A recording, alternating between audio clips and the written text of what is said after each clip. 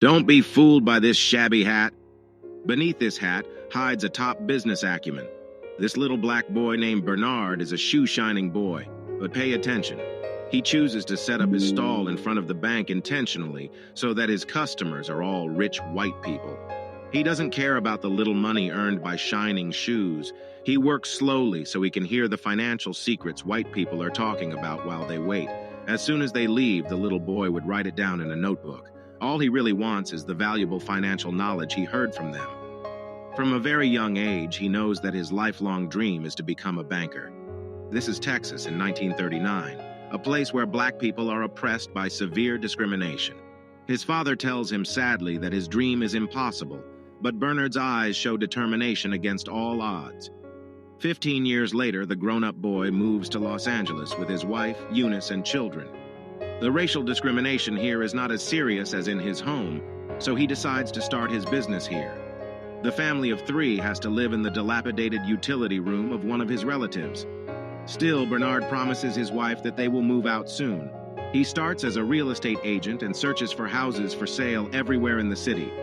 Through keen observation, he finds that the black community in Los Angeles is overcrowded, while the white community still has many empty houses.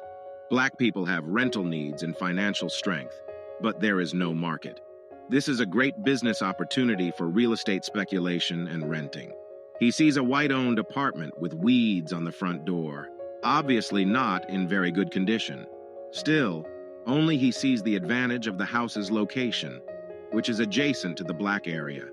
He goes to the owner and says, "You only rented out half of the apartment, so why don't you sell it to me? I'll give you $30,000 now, and I'll give you another $5,000 when I rent out all the rooms." Although the owner admires his idea, he doesn't want to do risky business.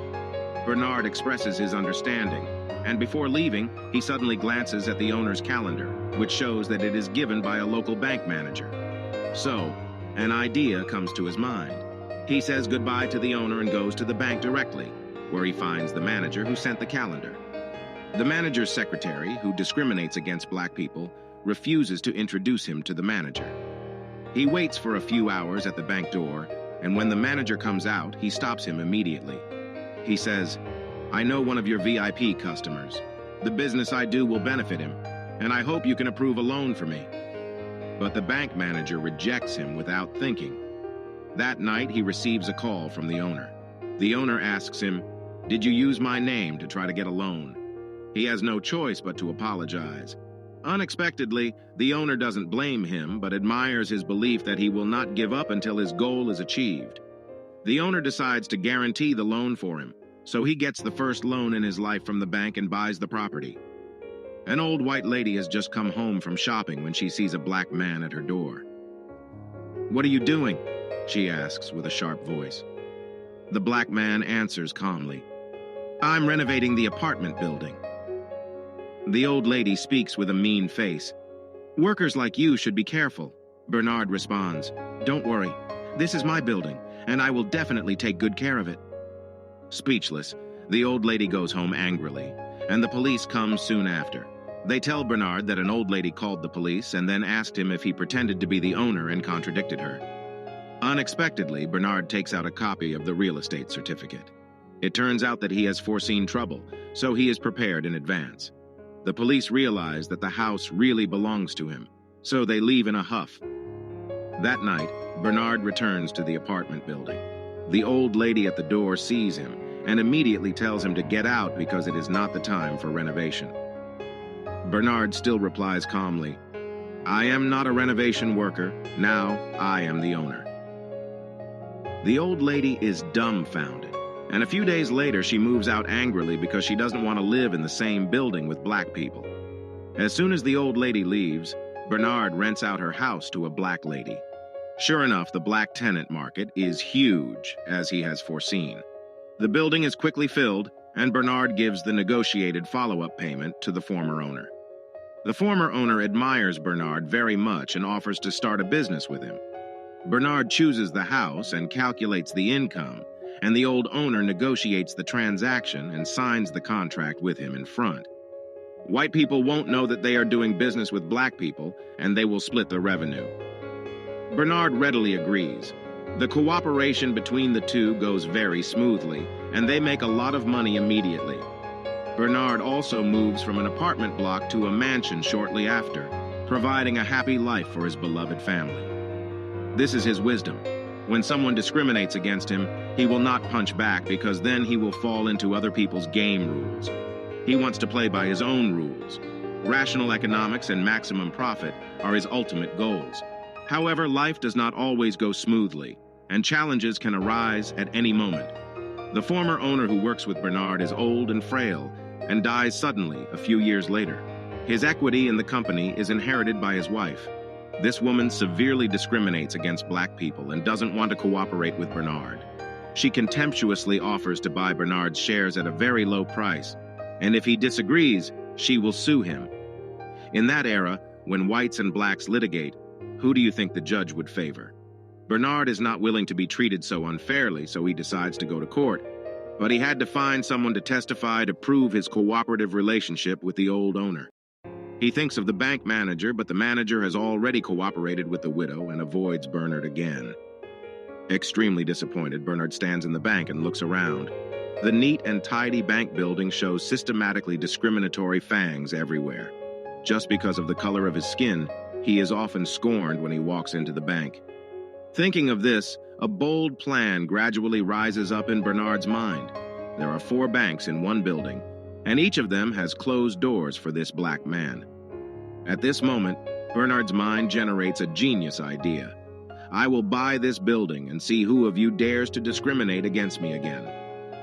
So, Bernard finds Joe, another black real estate developer in Los Angeles, and tells him his plans. At first, Joe thinks he is out of his mind because the land price of the building is extremely high, and never has a black person ever bought land in downtown LA. But after discussing it for a while, Joe discovers that Bernard is not a delusional man, but a thoughtful rationalist. Why does he want to buy this building? Because as long as he owns the building, the bank inside will serve him. They dare not refuse to give him a loan. They will also disclose the real estate trend to him so that his real estate business will be smoother. Joe is shocked by his idea, but after thinking about it, he believes it will work. Although he is extremely wealthy, he is also subject to white people everywhere. If he can step on white bankers on white land, he will make more money. However, they still cannot negotiate transactions with white people directly, so they need a white person as an agent. In this regard, Bernard already has an idea in mind, Matt, who has been helping him with renovations.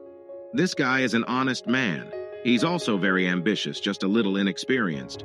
So, Bernard and Joe set out to train Matt comprehensively, teaching him golf, high-class manners, mathematical thinking, and real estate. Matt lives up to expectations and quickly becomes proficient at golf. While playing golf, he can calculate real estate valuations just like a young and promising entrepreneur. At a golf club, Matt meets the owner of the bank building. Of course, this encounter is also arranged by Joe. The conversation goes well. Matt gets the chance to buy the building and the rest will be negotiated. But Matt doesn't know how to do it. Don't worry. Before the negotiation, Bernard helps Matt make all the preparations. He first counts the number of lights on in the building after dark, calculates the vacancy rate of the building, and then gets the building's estimated value through the building's annual revenue and operating costs. Bernard prepares any numbers that might be involved and asks Matt to memorize these numbers before meeting with the owner. As a result, no matter how the big boss bluffs about his property, Matt is always one step ahead and gives out the exact number, which shocks the big boss. The accountant beside him is also dumbfounded. They all think that they have encountered a math genius and can't fool him at all. In the end, Bernard gets the building that is initially priced at more than $2.4 million for just $1.56 million. From then on, whenever Bernard goes in or out of the building, the president of every bank will come to shake his hand. The little manager who made things difficult for him in the past is shocked. With the support of the banking industry, Bernard and Joe's real estate careers expand rapidly. They break the strict zoning of Los Angeles' black and white segregation single-handedly. Many young and promising blacks move into white neighborhoods. Soon after, they even get received by the vice president. Several years later, in 1963, Bernard takes his family back to Texas to visit his father, Britton. After their dinner, Britton tells Bernard that he's proud of his accomplishments. The next day, Bernard walks around town with his son. Before they know it, they are standing in front of the bank where Bernard worked as a shoeshine boy. At that time, Texas was the most racist place in America. They meet a young boy shining shoes just like Bernard used to when he was little. To Bernard's surprise, the boy will only work on the shoes of white people. This little incident touches Bernard and awakens his sense of responsibility to his fellow man. He secretly makes up his mind that he must change the status quo and help the black community in his hometown get better housing. The next day, Bernard visits Joe and tells him that they should buy the Mainland Bank in Texas. Joe thinks Bernard is out of his mind for even thinking about it because the racism in Texas is so severe. But Bernard manages to show compelling reasons to make the purchase. In the end, Joe agrees to help Bernard out. They recruit Matt again and use him to be their frontman once more. They meet with the bank owner, Robert Florence Sr. and Jr., to discuss the numbers of the deal. Despite Florence Jr.'s suspicions, Sr. sells the bank to Matt and his partners. With the Mainland Bank acquired, Bernard gets to work and starts helping the African Americans in town get approved for loans. It would seem that Bernard's goal is to help his fellow men get a fair chance at housing and even money-making opportunities. Things go well for a time until Florence Jr. starts investigating the loans that their bank approves. One day, Florence follows Matt and meets up with Bernard and Joe. He confronts them about the loans they approved and threatens them with a letter from the U.S. Treasury Department. He says that the department will inspect the bank's operations in 1 month. As Florence Jr. leaves, the guys discuss their next moves. During that time, Matt comes up with a suggestion. He suggests that they buy another bank and transfer the problem loans from Mainland to that bank. They discuss the purchase of the Bank of Marlin Moore, and Bernard says the main problem is overseeing the operations of the bank. In response, Matt suggests that he be allowed to run the new bank. Bernard expresses his discomfort with the idea, but he eventually settles with letting Eunice keep an eye on Matt. In the end, Matt gets to run his bank just like he wanted. The next day, Matt meets up with a lawyer and starts signing loan contracts on his signal. Sometime later, Matt receives a call from Florence Jr. regarding clients that want to withdraw all their money from Mainland. To make matters worse, a federal bank examiner arrives at Marlin.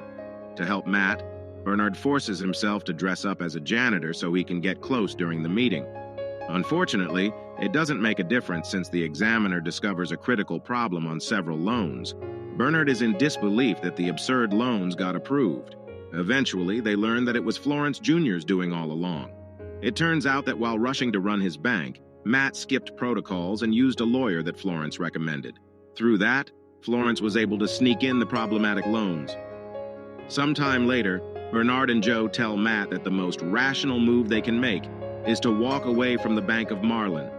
Unwilling to let his bank go, Matt makes a move without letting his partners know. Joe learns about his move the next day and rushes to Mainland Bank with Bernard. They confront Matt about the loans while Florence watches the spectacle with a proud look on his face. Bernard tells Matt to get their books, but it's too late. The federal bank examiners arrive to revoke Mainland Bank's license to operate. While leaving the building, the FBI arrests Bernard and Joe. Bernard tries to stand his ground, but it's a futile struggle. Sometime later, Bernard and Joe meet up with their lawyer. They learn that their case got dragged along with some racial politics in the country. Meanwhile, Matt talks with Senator McClellan about testifying against his partners in exchange for his freedom. Matt contemplates his next move that night and makes a phone call.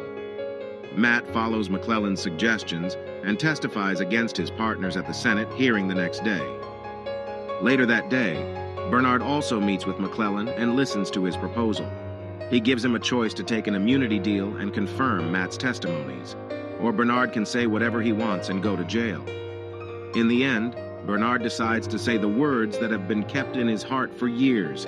He talks about racial discrimination in the country. Shortly after that, both Bernard and Joe's fortunes got decimated after the hearing. The two also got sentenced to federal prison. Florence Jr. purchases the Mainland Bank for a small fraction of the price paid by Bernard and Joe. Meanwhile, Matt Steiner never got charged with any crime. Several years later, Bernard and Joe get out of prison. Eunice finds it strange that the two men seem happy even after losing all their fortune. It turns out that's not the case at all.